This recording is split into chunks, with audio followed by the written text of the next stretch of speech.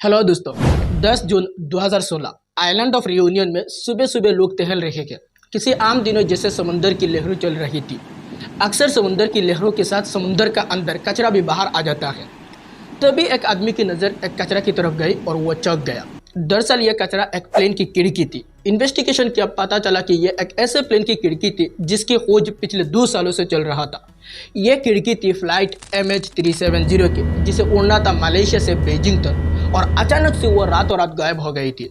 गायब होने के बाद सर्च ऑपरेशन तो चलाया गया था, लेकिन यह आइलैंड ऑफ रियूनियन से करीब 8,800 किलोमीटर दूर ऑस्ट्रेलिया के पास चल रहा था। लेकिन मदागास्कर के पास आइलैंड ऑफ रियूनियन पर कचरे के रूप में पहुंचा यह फ्लाइट की खिड़की कुछ अलग कहानी बता रहा था। लेकिन यह कहानी थी क्या?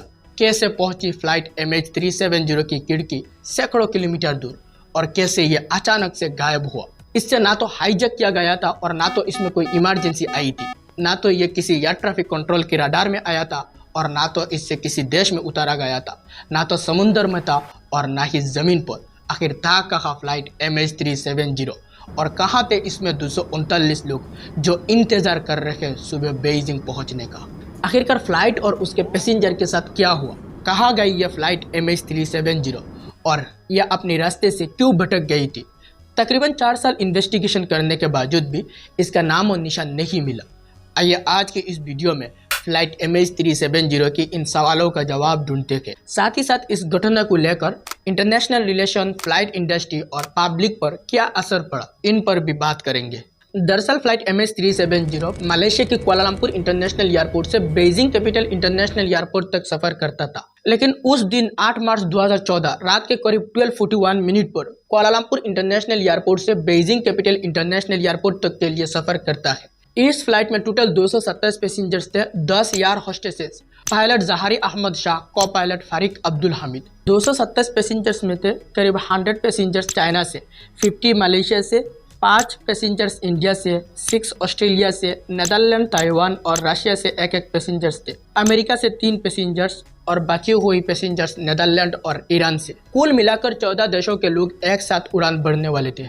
कुआलालंपुर से बीजिंग तक का सफर 5 घंटे 49 मिनट का है, यानी कि 4,400 किलोमीटर है, जो अगली सुबह 6:30 पर पहुंचना था। रात के 12:41 पर फ्लाइट उड़ान भरने के बाद 1:18 पर सब कुछ ठीक ठाक था, और 1:19 पर को पायलट फारिक अब्दुल हमीद ने वॉइस कम्युनिकेशन करते हुए कहा, good night Malaysian 370। Malaysian 370, contact Ho Chi Minh 120.9, good night. Good night, Malaysian 370. और वही था लास्ट वॉइस कम्युनिकेशन। फिर 1:21 पर फ्लाइट जब वियतनाम एयर स्पेस में एंटर होने वाला था, तब फ्लाइट का ट्रांसपोर्टर जो एयर ट्रैफिक कंट्रोल के साथ कम्युनिकेशन करता है वह बंद हो गया। तुरंत मलेशियन मिलिट्री और सिविलियन रडार ने फ्लाइट को ट्रैक करना शुरू कर दिया था, क्योंकि वो चारों तरफ घूम रहा था, और फिर मलाय पेनिनसुला के साउथ वेस्ट में और फिर मलाक्का के ऊपर नॉर्थ वेस्ट में उड़ गया। रात 2:22 में मलेशियन मिलिट्री रडार ने नॉर्थ वेस्टर्न मलेशिया में पेनांग आइलैंड से नॉर्थ वेस्ट में अंडमान सागर के ऊपर फ्लाइट से कनेक्ट जोड़ गया, और सुबह 8:11 में इंडियन ओशन के ऊपर जियोस्टेशनरी ऑर्बिट में एक इमर्सर सैटेलाइट को फ्लाइट 370 से लॉगिन करने की कोशिश किया था, और यही था लास्ट कॉन्टैक्ट। और आज तक फ्लाइट 370 के बारे में कोई भी इंफॉर्मेशन नहीं मिला। Flight MH370 Vietnam air space में कनेक्ट करते समय 20 मिनट के लिए कनेक्ट टूट गया था, और यह दोबारा कनेक्ट नहीं हुआ। इसके बाद फ्लाइट अथॉरिटीज़ ने फ्लाइट को पता लगाने की कोशिश किया, जैसे कैप्टन जहारी अहमद शाह को फ़ोन पर कॉल किया, अदर एयरलाइंस के साथ कनेक्ट किया, और पड़ोसी देशों से रडार डाटा को समझने की कोशिश किया, और यहाँ 4 घंटा लग गई कि फ्लाइट MH370 लापता हो गया। इसके बाद search and rescue operation launch किया गया। फ्लाइट MH370 की सर्च एंड रेस्क्यू ऑपरेशन आज तक सबसे बड़ा ऑपरेशन था, और यह सबसे ज़्यादा चैलेंजेस भी थी, क्योंकि अवेलेबल और एक्यूरेट डाटा कमी होने के कारण सर्चिंग एरिया में बहुत प्रॉब्लम्स हुई। सर्चिंग एरिया साउथ चाइना सी से इंडियन ओशन तक करीब 1,20,000 स्क्वायर किलोमीटर तक फैला हुआ था। साउथ चाइना सी और इंडियन ओशन सर्चिंग एरिया के लिए एक खास था, क्योंकि साउथ चाइना सी में आखिरी एयर ट्रैफिक कंट्रोल की सिग्नल पाई गई थी, और इंडियन ओशन में आखिरी सैटेलाइट कनेक्शन पाई गई थी। यह सर्चिंग एरिया सैटेलाइट डाटा और रडार डाटा से डिटरमाइन किया गया था। सर्च के लिए हाई लेवल ऑफ कॉर्पोरेशन और कोऑर्डिनेट की आवश्यकता था, जहां 20 से अधिक देश और कोई एयरक्राफ्ट, शिप्स और सबमरीन शामिल थे। फ्लाइट MH370 की सर्च में बड़ी मात्रा में इंटरनेशनल एफर्ट शामिल थे, जहां कोई साल और कोई रीजन तक फैला हुआ था। नई जानकारी और सबूत के साथ सर्च एरिया बदलते गई। जैसे मलेशियन रडार पर फ्लाइट साउथ चाइना सी तक देखा गया था, इसीलिए साउथ चाइना सी और गल्फ ऑफ थाईलैंड तक इनिशियल सर्च एरिया था। दूसरी ओर सैटेलाइट के अनुसार फ्लाइट सेंट्रल एशिया या साउथर्न इंडियन ओशन की तरफ उड़ा है, इसीलिए मलेशिया, वियतनाम, चाइना, US ने सर्च के लिए एयरक्राफ्ट और शिप डिप्लॉयड किया गया। फास्ट सैटेलाइट डाटा को एनालाइज करके यह कंक्लूजन निकाला गया कि फ्लाइट ऑस्ट्रेलिया की वेस्ट साइड में अपनी उड़ान समाप्त कर दी थी और यह एरिया यानी कि ऑस्ट्रेलिया की वेस्ट साइड को प्राइमरी सर्च एरिया बनाया गया था और ऑस्ट्रेलिया में एक joint agency coordination centre establish किया गया था और इसमें वेरियस टेक्नोलॉजी अडॉप्टेड किया गया, जैसे रडार सिस्टम। ओशन के अंदर प्लेन एरिया नहीं होते हैं, पत्थर, पहाड़ ऐसे उबड़ गबड़ होते हैं और ऐसे एरिया में फ्लाइट की कोई भी हिस्सा है या नहीं ये पता लगाने के लिए रडार सिस्टम इस्तेमाल किया गया था। दूसरा था सोनार डिवाइस। पानी के अंदर फ्लाइट की ब्लैक बॉक्स या अदर पार्ट से किसी भी सिग्नल और साउंड को पता लगाने के लिए सोनार डिवाइस जैसे टोड, पिंगर, लोकेटर और अंडर वाटर व्हीकल का उपयोग किया गया। इसके साथ चाइना, थाईलैंड, फ्रांस और यूरोपियन स्पेस एजेंसी ने सर्च टीम को इंफॉर्मेशन भी प्रोवाइड किया था। और तीसरी टेक्नोलॉजी थी WSPR यानी कि वेग सिग्नल प्रोपगेशन रिपोर्टर। यह एक ग्राउंड ब्रेकिंग एमेट्योर रेडियो टेक्नोलॉजी है जो लंबी देर तक रेडियो का सिग्नल पता लगा सकते हैं और उन्हें ट्रैक कर सकती है। सर्चिंग टीम ने फ्लाइट MH370 से रेडियो ट्रांसमिशन एनालाइज करने में और साउथर्न इंडियन ओशन में इसका लोकेशन पता लगाने के लिए WSPR किया गया था। इतना तक करने के बावजूद फ्लाइट MH370 का कोई नामो निशान नहीं मिला और इस ग्रेटेस्ट मिस्ट्री का खोज जनवरी 2018 में ऑफिशियली सस्पेंडेड कर दिया। तो आखिरकार फ्लाइट MH370 इतने सारे पैसेंजर को लेकर गया कहाँ? दोस्तों, इसका आंसर अभी भी अनक्लियर और मिस्टीरियस है, लेकिन कुछ एक्सपर्ट्स ने कोई थ्योरीज दिया है। आइए उन थ्योरीज पर बात करते हैं। एक थ्योरी कहता है कि flight crashed into the ocean. यह Malaysian government, Australian transport safety bureau और जॉइंट एजेंसी कोऑर्डिनेशन सेंटर द्वारा सपोर्टेड थ्योरी है। यह इनमर्सर सैटेलाइट डाटा पर बेस्ड है, जिसमें इंडिकेट किया गया कि फ्लाइट ओशन के ऊपर उड़ा था और वही फ्यूल खत्म हो गया था।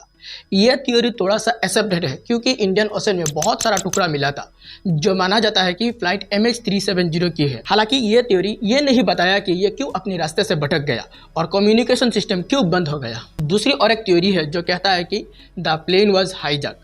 फ्लाइट में से किसी व्यक्ति ने, चाहे पैसेंजर्स हो या क्रू मेंबर्स हो, फ्लाइट को कंट्रोल किया और जानबूझकर अपना रास्ता बदल दिया। ऐसा करने का मोटिव पॉलिटिकल, रिलीजियस, पर्सनल या फिर क्रिमिनल हो सकता है। ऐसा इसलिए सस्पेक्टेड किया गया है क्योंकि कैप्टन जहारी अहमद शाह उस वक्त डिप्रेशन में थे और अपने घर में एक फ्लाइट स्टिमुलेटर था। दूसरी ओर जो को पायलट कैप्टन फारिक अब्दुल हामिद, जो इनएक्सपीरियंस थे और पिछले फ्लाइट में 2 महिला को कॉकपिट तक बुला लिया और 2 ईरानियन में से एक चोरी के पासपोर्ट से ट्रेवल कर रहा था। और एक थ्योरी कहता है कि प्लेन वाज शूट डाउन। यह थ्योरी प्रपोज करता है कि फ्लाइट को गलती से या जानबूझकर किसी मिलिट्री फोर्सेस ने मार गिराया। कुछ पॉसिबल केसेस में मलेशिया या थाईलैंड एयरफोर्स द्वारा प्लेन को हॉस्टाइल एयरक्राफ्ट समझ ली। इंडियन ओशन में एक आइलैंड डियागो गार्सिया पर US मिलिट्री बेस को निशान बनाने वाला प्लेन या प्लेन किसी कवर्ड ऑपरेशन या तो फिर किसी टेररिस्ट ग्रुप द्वारा झूठे फ्लैग वाला हमला करने में था, ऐसा कुछ माना जाता है। फ्लाइट MH370 अभी तक का सबसे बड़ा मिस्टीरियस कहा जाता है, पर क्यों? क्योंकि 239 लोगों के साथ ये कमर्शियल फ्लाइट गायब हुआ था और इतने बड़ी मात्रा में सर्च एफर्ट और इन्वेस्टिगेशन के बावजूद भी फ्लाइट और उसके पैसेंजर्स का कोई नामो निशान नहीं मिला। इस मिस्टीरियस के पीछे जो भी थ्योरीज रखा गया था, उन थ्योरीज में से कोई भी थ्योरी प्रूव या वेरीफाइड नहीं है और लगता है फ्लाइट MH370 ने फ्लाइट इंडस्ट्री, इंटरनेशनल कम्युनिटी और पब्लिक को एक चैलेंजेस दे रखा है। ऐसे और भी कोई मिस्टीरियस फ्लाइट है जो दुनिया को हैरान कर रखा है। उनमें से कुछ एमिलिया इयरहार्ट डिसअपीयरेंस। साल 1937 में फेमस एविएटर और उनकी नेविगेटर फ्रीड नूनेन, जो दुनिया भर में उड़ान भरने का प्रयास करते समय पैसिफिक ओशन के ऊपर से गायब हो गया। और एक है बर्मुडा ट्रायंगल। यह अटलांटिक ओशन का एक एरिया है जहां रिपोर्टेडली कोई शिप्स और फ्लाइट लापता हो गया। कुछ लोग गायब होने का एट्रीब्यूट पैरानॉर्मल या एक्स्ट्रा टेरेस्ट्रियल एक्टिविटी को देते हैं, जबकि ह्यूमन और नेचुरल एक्सप्लेनेशन देते हैं। यह कुछ सबसे नोटेबल एविएशन मिस्ट्रीज है जो फ्लाइट MH370 के जैसे एक मिस्टीरियस बनकर रही है। बर्मुडा ट्रायंगल के बारे में किसी और एक वीडियो में गहराई से जानेंगे। अगर आप लोग इंटरेस्ट हो तो नीचे कमेंट में बता सकते हो। फ्लाइट MH370 का इन्वेस्टिगेशन की कारण सिचुएशन ये है कि मिसिंग फ्लाइट का कोई भी एक्टिव सर्च नहीं हुई है, लेकिन कुछ नई प्रपोजल है जो पोटेंशियली इसकी खोज का कारण बन सकता है। एक British aeronautical engineer Richard Godfrey का दावा है कि उन्होंने सैटेलाइट डाटा और रेडियो डाटा से वेरियस डाटा को कंबाइन करके कैलकुलेशन से पता लगाया कि फ्लाइट MH370 इंडियन ओशन पर होगा। एक US marine robotic company ocean infinity, इसका कहना है कि उसके पास एक नई एविडेंस है जो सार्च एरिया है। इस कंपनी ने 2018 में अपना टेक्नोलॉजी और मेथोडोलॉजी का इम्प्रूव करके दूसरी बार सर्च ऑपरेशन की, लेकिन ये अनसक्सेसफुल रहा। यह कंपनी इस साल में यानी कि 2024 के अंत में एक और सर्च ऑपरेशन के लिए मलेशियन गवर्नमेंट से सपोर्ट मांग रहा है। और फ्लाइट MH370 में जो पैसेंजर्स थे उनके परिवार का कहना है कि फिर से सर्च ऑपरेशन शुरू किया जाए, क्योंकि ये फ्लाइट गायब होने की 10th एनिवर्सरी को मार्क करता है। यह मलेशियन गवर्नमेंट से गॉडफ्रे और ओशन इन्फिनिटी के नए प्रपोजल को समर्थन करता है। उनका कहना है कि इसका जवाब और सॉल्यूशन चाहते हैं, साथ ही साथ इस तरह सिमिलर केसेस को दोबारा होने से रोकना चाहते हैं। वेरियस इन्वेस्टिगेशन और कोई सर्च एफर्ट के बावजूद लगभग 10 साल के बाद भी फ्लाइट MH370 लापता होने का कारण आज भी अननोन है। उम्मीद है कि वीडियो आपको पसंद आया होगा। मिलते हैं अगली वीडियो में। Thank you for watching this video.